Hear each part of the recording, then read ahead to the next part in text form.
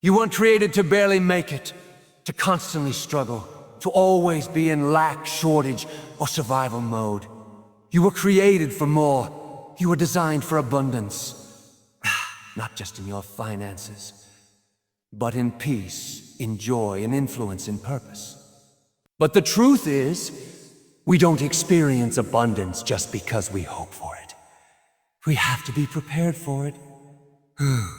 The blessing is coming, the increase is coming, the opportunities are coming. But the real question is, are you ready? Have you positioned your mind, your habits, your expectations, and your faith to receive all that God has in store?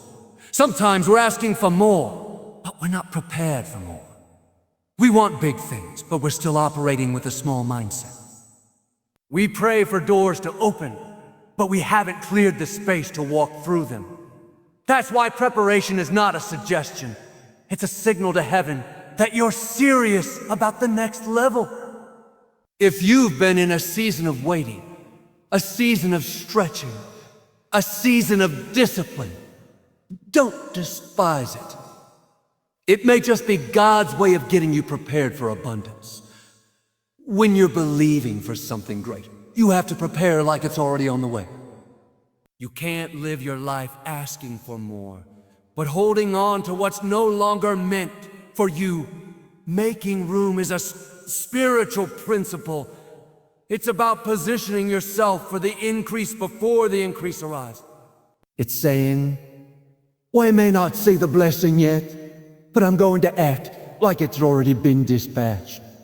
There's a story in the Bible about a woman whose husband had died and left her in debt. She went to the prophet for help, and he told her to borrow as many empty jars as she could find.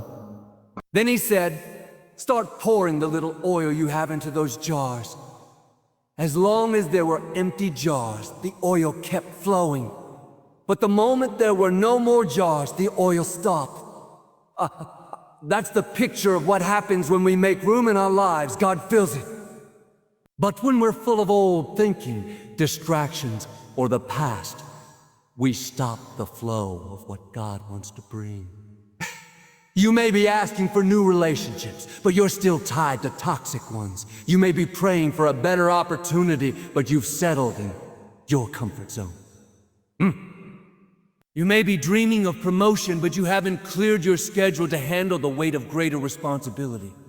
God is not going to bless chaos. He's not going to fill space that's already crowded, cluttering your mind, your habits, your heart. Sometimes we think we're waiting on God, but really, He's waiting on us to prepare the space. Making room means letting go of what's no longer useful for where you're going. That could be bitterness. That could be comparison.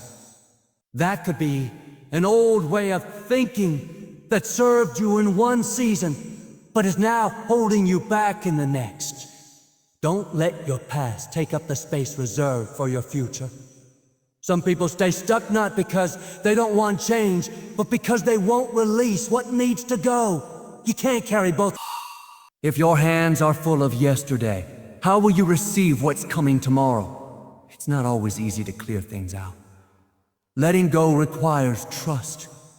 It means choosing to believe that what's ahead is greater than what's behind. It means surrendering control, even when we don't see the full picture. But that's where faith grows. That's where God meets us. In the empty spaces we're willing to create for Him to fill. Faith is active.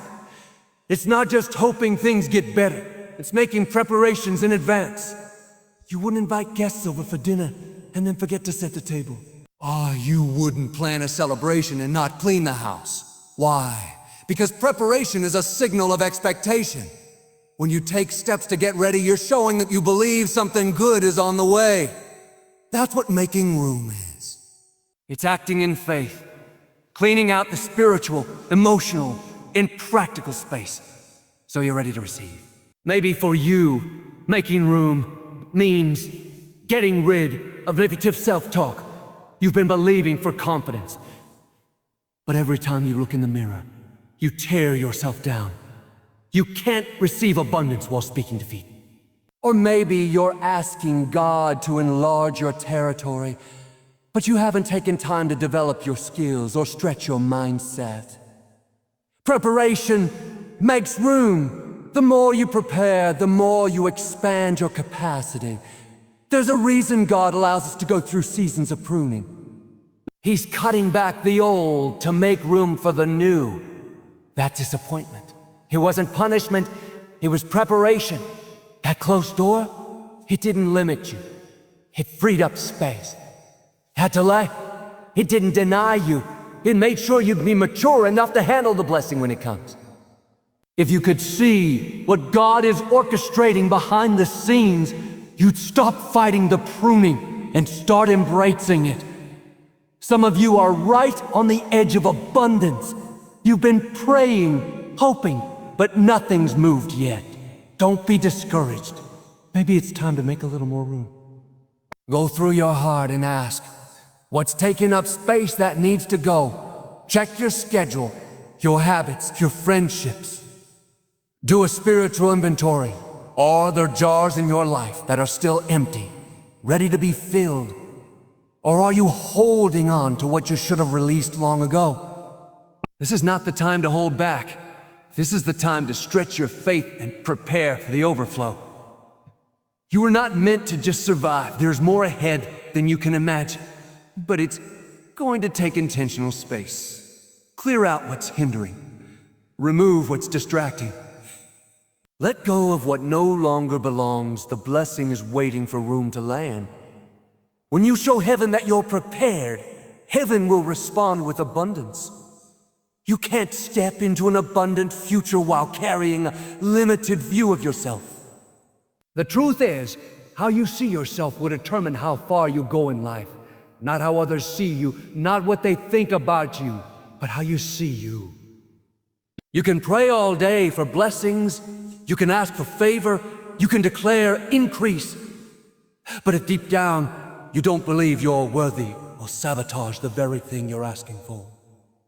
Before the abundance can show up on the outside, you have to receive it on the inside.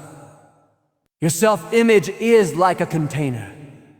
If you only see yourself as a small vessel, you'll only hold a small amount of blessing. You'll keep shrinking opportunities down to match how you think. But when you start upgrading how you see yourself, you expand your capacity to carry more. Some of us are asking God to do big things, but we still see ourselves as broken, unqualified. Not how heaven sees you. You were created in the image of God, crowned with favor, called to do great things. You're not a mistake. You're not what people labeled you. You're not your past. You're not your failures. You are chosen. You are capable. You are prepared for abundance. That's why it's so important to protect your self-view. Don't let your current circumstances define your identity. You may be in a season where things look small, where you feel overlooked, where doors aren't opening like you thought. But that doesn't change your worth. You're not what's happening around you. You're who God says you are. You have to walk with your head held high, even when things look low. Not arrogance, but assurance. You're not begging for blessings. You're aligned with them. When your mind believes you belong and overflow, your life will start moving in that direction. It's easy to settle for less when your self-image has been shaped by pain. Maybe someone spoke something over you when you were younger. You're not smart enough. You'll never be successful. You'll always struggle. Maybe you made mistakes and started thinking, I guess this is all I deserve. But just because that's where you've been doesn't mean that's where you're staying. Don't let what's behind you stop what's still ahead of you. You have to reprogram your inner dialogue. Instead of, I'm not good enough, speak, I'm more than enough. Instead of, I've missed too many chances, say, God is giving me new ones.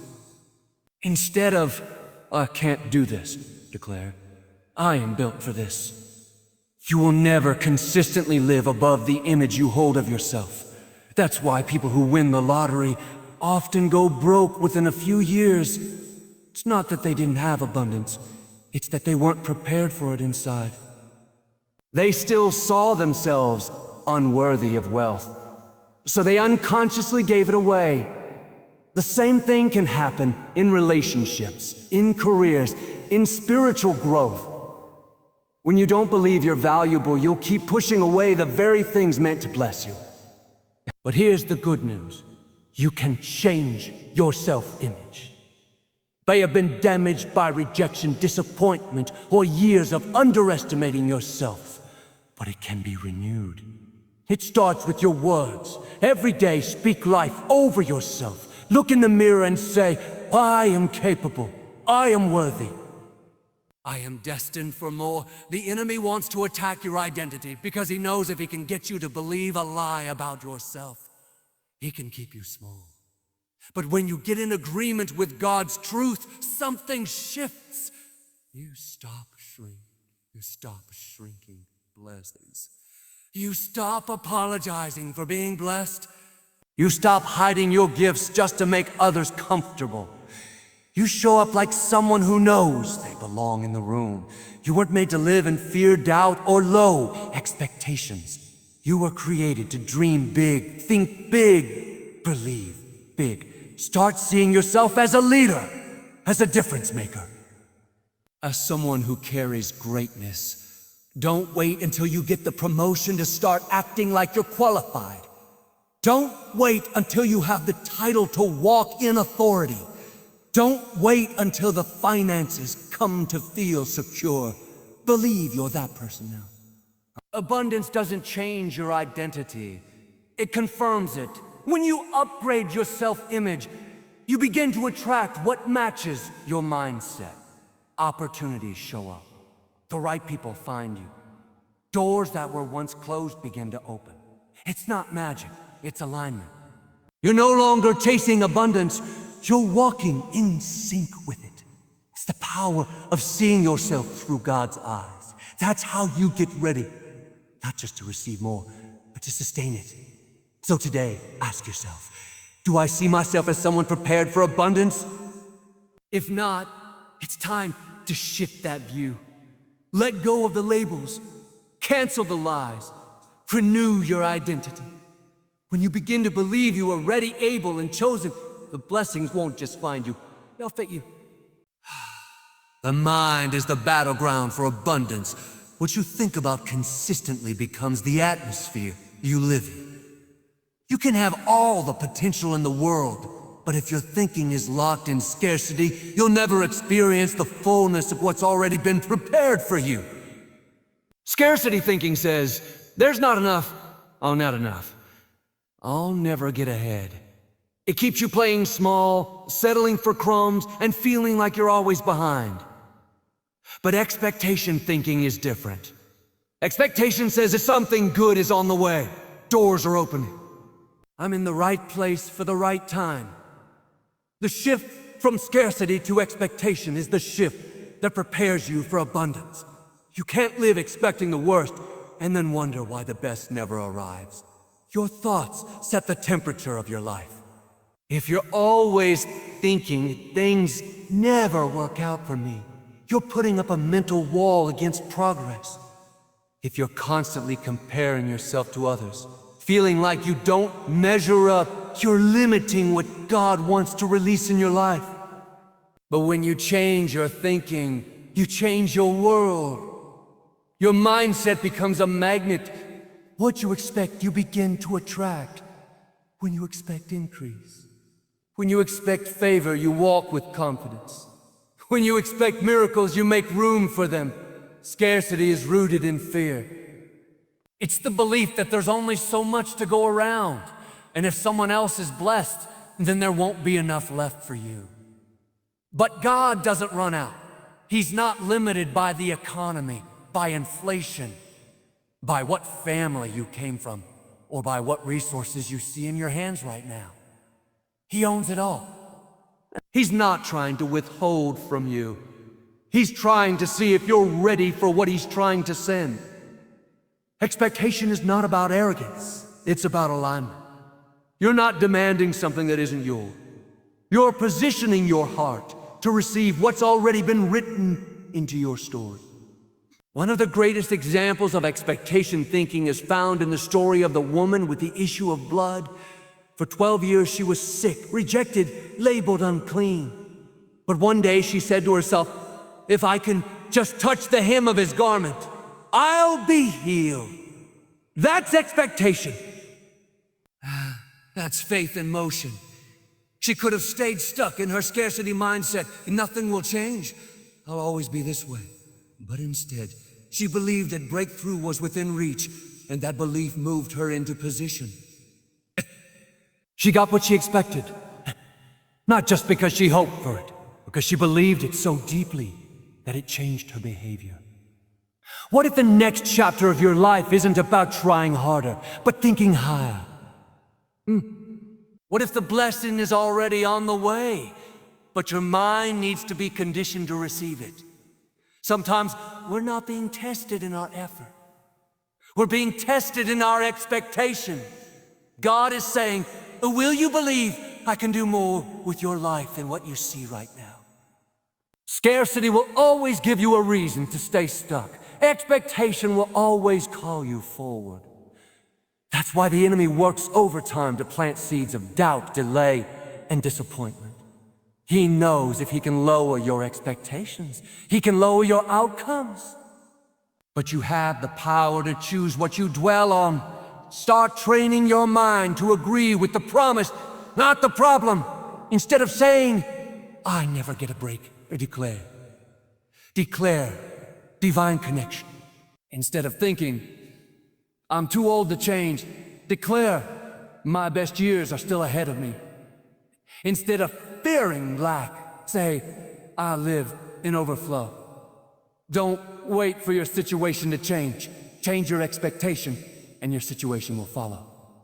Expectation thinking doesn't deny reality. It just refuses to be limited by it.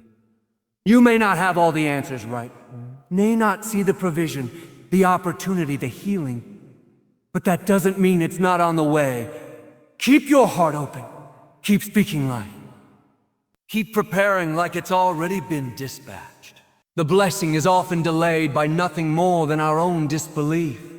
But when your mind comes into agreement with God's ability, you start seeing signs of His abundance everywhere. Some people wake up dreading the day, but those who walk in expectation wake up with hope. Today might be the day the door opens. Today might be the day the report turns around. Today might be the day everything changes. That kind of mindset creates momentum. It keeps your spirit alive and your faith active. Don't let your past train you to expect disappointment. Let your faith train you to expect increase. This is your moment to shift. Let go of the old narrative. Stop rehearsing the pain. Stop repeating the patterns of fear. Start building a new story in your mind. A story of breakthrough. A story of abundance. A story of divine favor and unstoppable purpose. Expect good things. Expect growth. Expect restoration. And watch how the atmosphere of your life begins to rise to meet your belief. Abundance doesn't begin when you step into the spotlight. It begins in the shadows. When no one is watching. When no one is clapping. When the stage is still empty. What you do with the small, the simple, the unseen. That's what determines whether you're ready for the increase. If you want to be trusted with much, you first have to be faithful with little. That's not just a principle of success.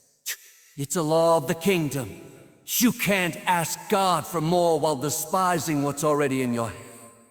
You might be thinking, this isn't what I prayed for.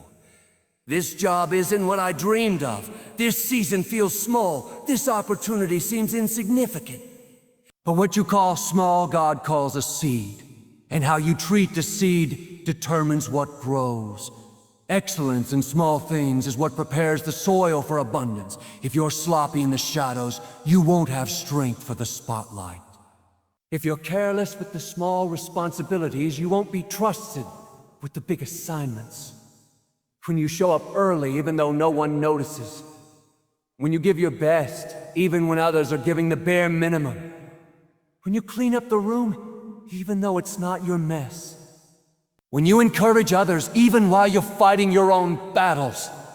Those moments are tests of character. They're not wasted, they're noticed by heaven. Sometimes the promotion you're waiting for isn't delayed. It's being earned in the details of your daily life. There's a story in Scripture where David, long before he became king, was a shepherd boy in the fields. No recognition, no royal robes, just sheep. And yet he took it seriously. He protected those sheep. He played his harp in the fields. He learned to fight off lions and bears with a sling. What looked like an ordinary chore was actually preparation for the palace. God was watching how David handled the quiet places before he elevated him to public ones. When the time came for Goliath to fall, David didn't need to get ready. He was already ready. The small tasks had made him strong for the big ones. Sometimes we think we're stuck in a season of waiting, but in reality, we're in a season of building. God is stretching your muscles. He's shaping your mindset. He's refining your focus. He's teaching you how to be faithful when the outcome doesn't look exciting. Because if you can be trusted in the mundane, you can be trusted with the miraculous. Excellence is not perfection, it's intention. It's choosing to give your best effort with what you've been given. It's not about impressing people, it's about honoring God.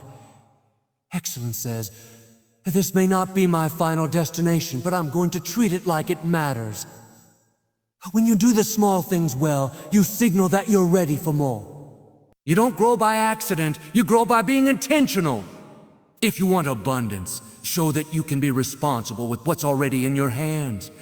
Sometimes people say, when I get the big break, then I'll work harder. When I have more money, then I'll be generous. When I get that position, then I'll be excellent. But that's not how it works. What you do now creates the pattern of what you'll do later. You're not doing your best with the little. You won't magically transform when you have more. More. Abundance doesn't change your habits. It reveals them. Maybe you're in a place right now that feels beneath your potential. You feel like you've outgrown your surroundings, like your gifts are being underused. Don't resent the season. Respect it. What you learn now, humility, discipline, consistency, will become the foundation of your next level. Every great calling starts with a season of preparation. The question is not, are you ready for more? The question is, can you be excellent where you are? If you're believing for a promotion, prepare like it's already yours. Study, grow, improve. If you're praying for a relationship, learn how to love, how to forgive, how to communicate. If you're asking God for a platform, master the message He's given you. Don't wait for the crowd to show up to start living like you're called. Live now like someone who's been trusted with purpose. When God sees that you're faithful with the unseen, He can trust you with the visible. Excellence attracts abundance. When you live with intentionality, doors open. People take notice. Favor finds you. Why? Because you're already operating in the mindset of someone who can handle more. The world is full of talent, but talent alone doesn't bring promotion. It's the consistent, excellent stewardship of what seems small that unlocks new levels of blessing. So today, shift your perspective. That task you've been resenting, give it your best. That job you think is beneath you, show up with gratitude. That assignment that feels unnoticed, do it with heart. You're not just doing it for people, you're doing it unto the one who sees everything. And when the time is right, He will elevate you to places you didn't even dream of. But first, handle the small things with excellence. Your surroundings shape your story. Who you spend time with influences how you think, what you believe, and what you become. You can have a dream burning in your heart, a promise spoken over your life, and a desire for abundance. But if you keep yourself surrounded by people who speak doubt, settle for less, and carry negativity, it will slowly erode your belief in what's possible. You can't walk into an abundant future while staying connected to a poverty mindset. Sometimes the greatest breakthrough comes not from what you do, but from who you choose to do life. You were never meant to do this journey alone. God created us for connection. But not just any connection. Purposeful, faith-filled, growth-minded connection. The kind of people who lift your spirit, not drain your energy. People who stretch you, challenge you, correct you when needed, but most importantly, believe in you. You need people in your circle who talk possibility, who speak life, who remind you that even in your weakest moment, there's still greatness in you. Too often we hold on to relationships that feel familiar, but aren't fruitful. We stay around small-minded thinking because it's comfortable. But comfort doesn't produce growth. Familiar doesn't always mean healthy. And loyalty to dysfunction is not a virtue, it's a trap. If the people around you constantly talk defeat, gossip, complain, or settle for mediocrity, don't be surprised when you find yourself stuck at the same level. Your atmosphere matters, your tribe matters. There's a reason eagles don't fly in flocks. They soar alone or with other eagles. They don't hang around chickens because chickens don't understand the sky. In the same way, not everyone around you will understand your calling. Not everyone will celebrate your preparation. Some people only feel safe when you stay small, when you stay predictable, when you don't outgrow them. But you weren't called to fit in. You were called to rise. And rising means sometimes you have to separate before you elevate. Think about the people in your life. Do they ignite your vision or shrink it? Do they pray for you or prey on your vulnerability? Do they celebrate your wins or compete with your progress? Growth-minded people won't be intimidated by your success. They'll push you into more. They won't let you settle. They won't let you give up. When you feel discouraged, they'll speak faith into your life. When you start doubting yourself, they'll remind you of who you are. One of the most powerful things you can do when preparing for abundance is to intentionally build relationships with people who live in expectation. People who speak the language of increase. You don't need a crowd. You just need a few who walk in alignment with your assignment. It's not about popularity. It's about purpose. Jesus had multitudes who followed him, but only 12 who walked closely. And even among them, 3 were in his inner circle. Choose wisely. Choose wisely. You may say, but I've known them for years, or they were with me when I had nothing. That's honorable, but don't confuse history with destiny. Some people were part of your previous chapter, not your next one. And that's okay. You don't have to cut everyone off, but you do have to reposition people in your life. Not everyone should have equal access to your ears, your emotions, or your energy. Be kind, be gracious. But be guarded with your growth. The wrong voices will cause you to second guess. But the right voices will stir your faith to keep moving forward, even when it's hard. When you're surrounded by growth-minded people, they won't just speak to where you are. They'll call out where you're going. They won't just see your current circumstance. They'll see the greatness inside of you. And when you forget who you are, they'll remind you until you believe again. Maybe you've been feeling stuck, not because you've stopped believing, but because you've been surrounded by people who don't believe with you. That isolation you feel may not be protection.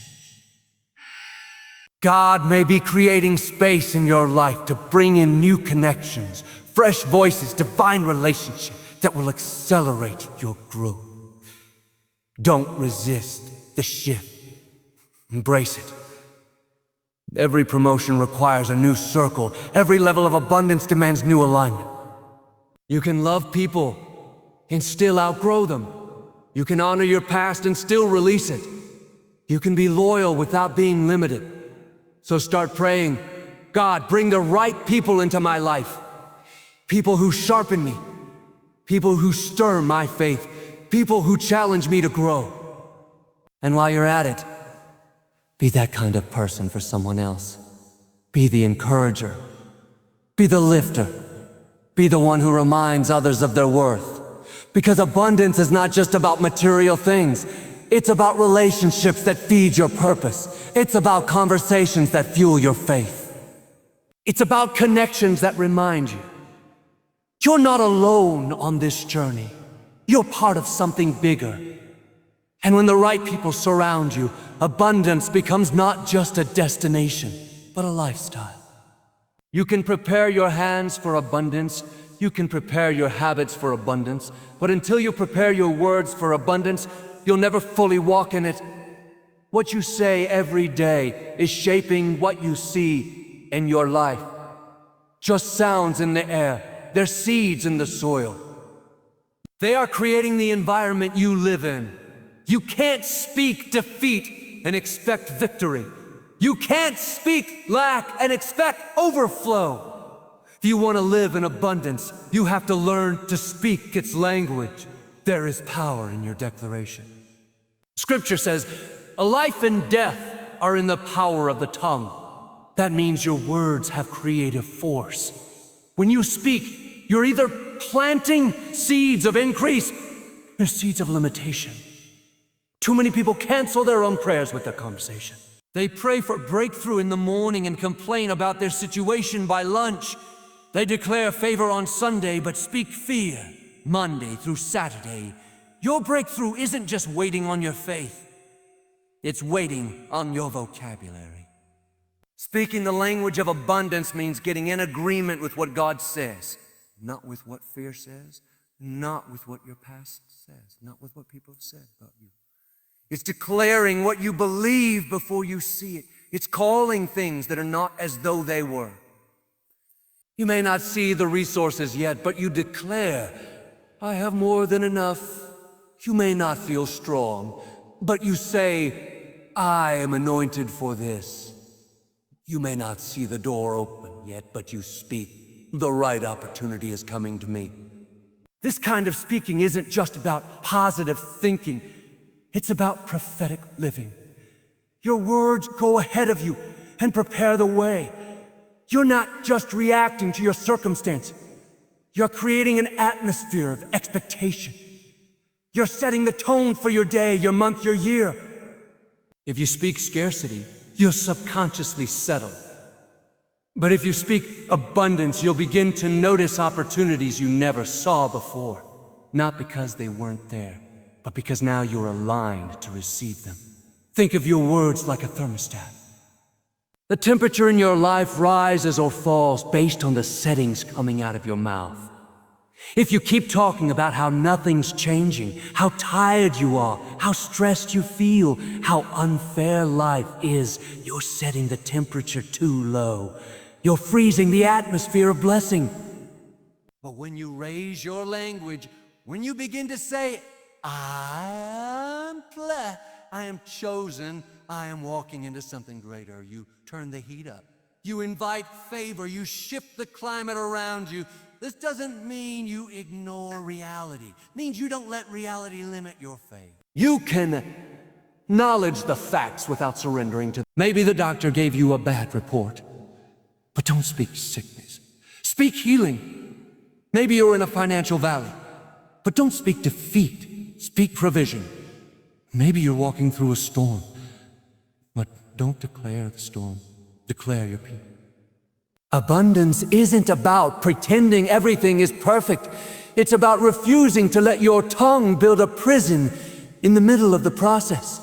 Even in the wilderness, speak increase. Even in transition, speak favor. Even when you're misunderstood, speak destiny. Because your words are not only affecting your future, they're strengthening your spirit. Every time you declare abundance, you remind your soul what's possible. You train your heart to expect more. You build resilience, hope, and spiritual momentum. But here's the challenge. Speaking abundance takes discipline. The default for most of us is negativity. It's easier to complain than to declare. It's easier to talk about what we lack than to call forth what we believe for. That's why this isn't something you do once. It's something you build into your daily rhythm. Start your day by speaking life. Before you step into work, speak peace. Before you face a challenge, speak strength. Fill your mouth with declarations that agree with God's promises. You might feel awkward at first. You might not believe every word in the beginning. That's okay. Doesn't always feel strong. But it speaks anyway. The more you declare it, the more your spirit catches up. You're rewiring your mind, renewing your confidence, and aligning yourself with the truth. Eventually, your life begins to reflect what your mouth has been declaring. And here's the beautiful part. Your words don't just change your own life. They impact the people around you. When your language is filled with hope, you become a wellspring of encouragement. When you speak abundance, others catch the faith in your voice.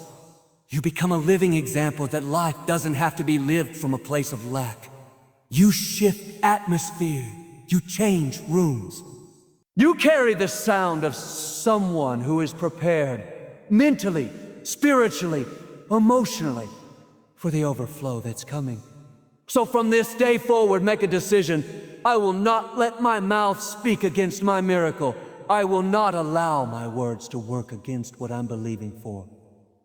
I will speak abundance even when I feel lack. I will speak favor even when I feel overlooked. I will speak victory even in the middle of the battle.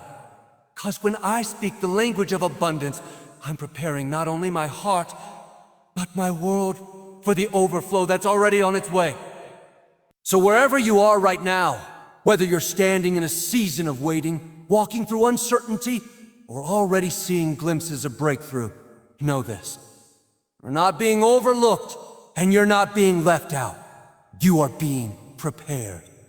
God is setting the stage, aligning the pieces, refining your character, and stretching your faith so that when the abundance arrives, you'll be strong enough to carry it, wise enough to steward it, and bold enough to walk in it without fear. You've been clearing out space, letting go of the old to make room for the new. You've been upgrading your inner view, reminding yourself daily that you are more than enough. You've been shifting your thoughts from doubt to expectation, from fear to faith. You've been faithful in the small, showing up with excellence when no one was clapping, trusting that your diligence is not in vain. You've been guarding your circle, surrounding yourself with voices that build, not break, stretch, not shrink. And now you've committed to speak life, to declare favor, to talk like someone who knows abundance isn't a wish. It's a certainty. Don't let delay make you doubt. Don't let silence convince you that nothing is happening. Sometimes God prepares you in private before He rewards you in public. You're not waiting for abundance. You're walking toward it. Every step, every test, every stretch is taking you closer. Stay ready. Stay expectant. Stay excellent, because when the windows of heaven open over your life, you won't have to scramble to catch up. You'll already be in position. You are not just wishing for abundance. You are prepared for it. You are aligned. You are equipped. You are walking in divine timing. Get ready, because what's coming is not just enough. It's more than enough. Not just survival, overflow. Not just blessings, favor. Not just a moment, a new level. Keep your heart full, your hands open, your mind renewed, and your words lifted. The season you've been preparing for is closer than you think. And when it shows up, you won't just recognize it. You'll be ready to own it. You are prepared for abundance, and it's already on the way.